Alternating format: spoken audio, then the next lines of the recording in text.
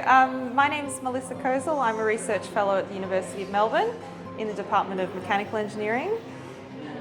I started my PhD in fluid mechanics, so it's the study of fluid flows, of turbulent fluid flows, and now I work on those same flows in a gas turbine, which we'll talk about that later. And I study these flows using supercomputers. So this is a model of a gas turbine for a plane. So this guy would sit under each wing of an aeroplane that I think most of us have been on. Usually it would be covered, so we only see this front part. But this is an uncut, this is a cut through, we can see all the amazing machinery inside. And so traditionally the development of these or the improvement in efficiency is how do we fly further with our plane using the same amount of fuel or using less fuel if we could. And so traditionally a lot of this development has happened in the lab and they try different shapes of these blades inside.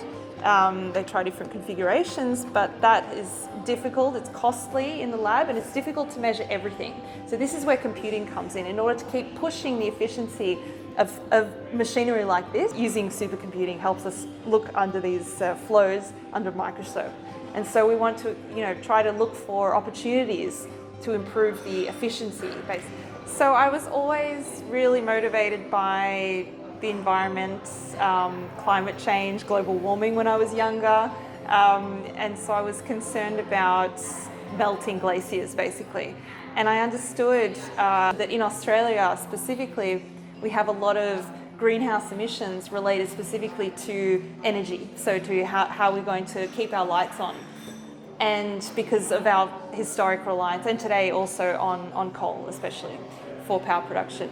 And so I realized that this was an issue and it has something to do with power production. And then thinking about university, what I wanted to study, it was in the Mechanical Engineering Open Day where they were talking about power production. So how do we make electricity? And there was a big photo of a wind turbine. And so I was sold on this.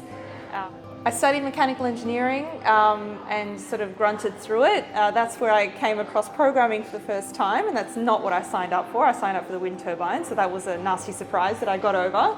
But ironically, now I spend all of my day working on a supercomputer.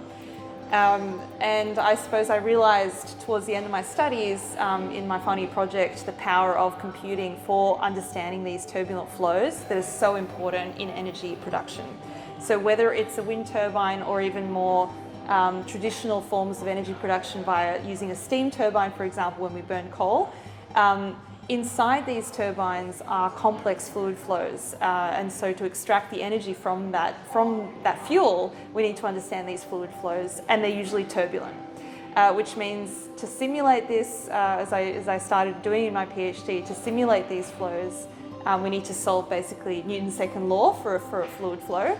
And to resolve the turbulence, to get the correct energy scales in the problem, we need supercomputing because it's basically too expensive. We can't do it on a desktop.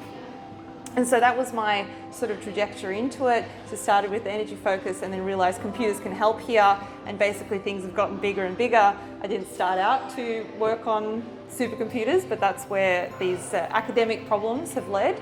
And now I run simulations on the world's largest supercomputer, Frontier, in the US. So again, to reiterate that humans are our greatest resource, and so aside from just using the computer as we log onto it every day and running simulations, it's been amazing to interact with some of the technical specialists at Pawsey and to draw on their experience and to talk to someone and realize there's a solution in 5 minutes as opposed to being on your own for days and not finding the solution is a wonderful thing, to have that point of contact and that familiarity with some of the staff at Pawsey to be able to address technical issues that pop up, which is a wonderful thing to feel part of that Pawsey community.